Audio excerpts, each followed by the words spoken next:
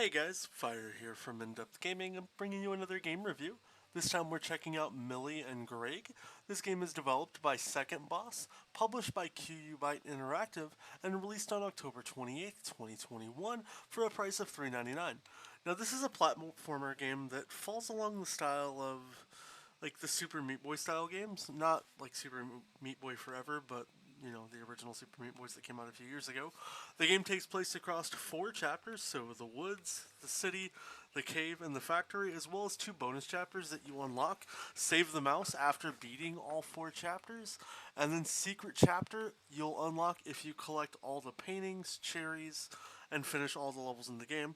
So how does this game work? It's pretty straightforward. You're going to start a level and you have 1 life to get from the beginning to the end. You need to basically get to your cat. The main theme of the initial game is, you're saving a cat. And then as you get into like the bonus chapters, you're going to get to where you're interacting and saving with other like things like your dog and catching mice and stuff like that. So just different little animals that you're just continually working toward trying to save. Now, as you progress through the game, the first chapter is going to start out pretty mellow, as you can see here, and then the game's going to gradually introduce you to things that want to kill you. So, like as you can see, we're jumping over some spike strips, but that's going to quickly elevate into some pretty insane stuff into later chapters. Let's go ahead and dab over to like chapter 3. We'll just pick a random level so you can kind of see what it gets into. To where you're going to get into some pretty crazy jump mechanics that you're going to have to really figure out how to do, interact with switches, and just navigate around all the levels to try to get to the end. What I do like a lot about this game is it's actually really fun, but extremely agitating at the exact same time. This game has caused me so much stress and is by far not an easy completion nor a quick completion, but is very doable nonetheless.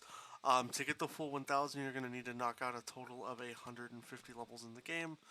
And that's easier said than done for some cases for people, but it's just kind of the gist of how the game works, and you're going to have to really figure out how to complete all the various levels that the game has to offer. Most of the time, they're pretty straightforward with how you need to solve them, and then some of the levels as you proceed later into the game are going to get a lot more challenging as you have to figure out really what to do.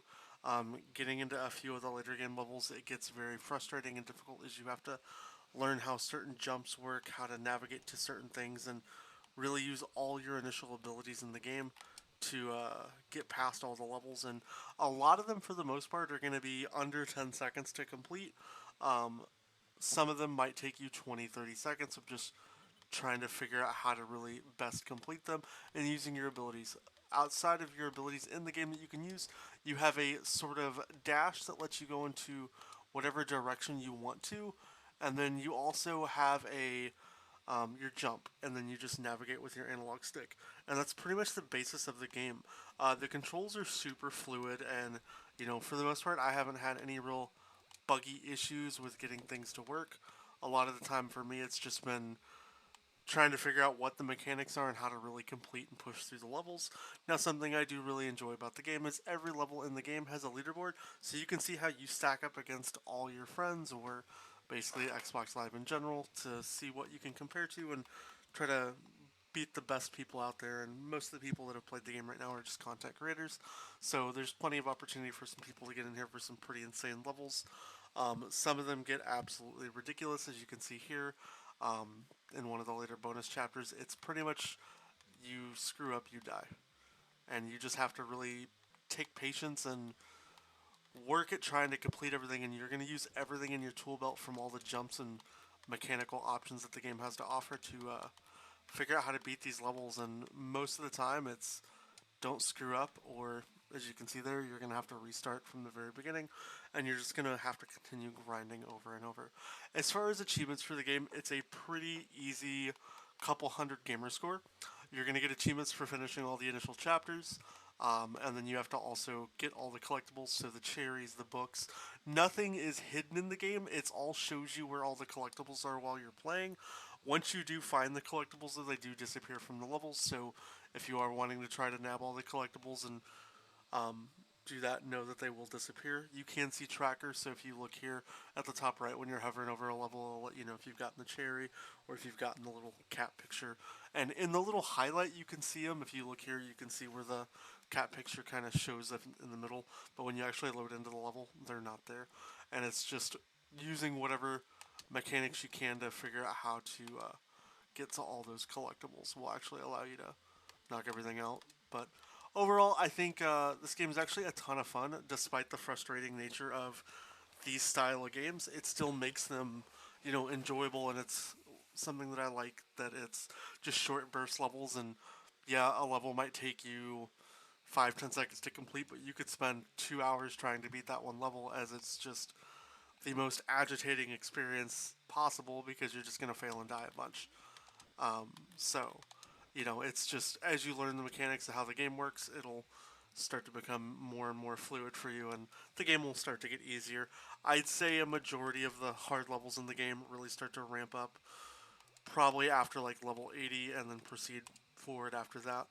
Overall, though, it is a really enjoyable game. I think to beat the entire game, I had around 1,000 total deaths, and that's just with general frustration. I was also streaming the game a little bit while I was playing, so that probably adds to that frustration. And then just trying to figure out how the levels work or dying on a lot of collectibles. You don't have to get all the collectibles. You don't have to collect everything to beat the game. It's kind of up to you how far you want to go with what you want to do in the game. But I do think, nonetheless, Milli and Greg is a really enjoyable and fun experience, and it's a game that I would highly recommend to anybody looking for something new to play or doesn't have anything to pick up. So that being said, I do recommend buying the game. If you do have any questions about the game, though, as always, let me know down in the comments. If you are stuck on any levels, I'd be happy to help out, answer any questions. Overall, though, like I said, I recommend buying the game. It's worth it. It comes in at $3.99. That's an insanely good price for a game that's going to give you 7-8 hours plus of content if you're trying to get all the achievements in the game. Outside of that, I hope you guys do enjoy this review. If you have any questions, let me know, like I said, down in the comments. I hope you guys have a great rest of your day, and please consider subscribing if you haven't already. We'll catch you next time.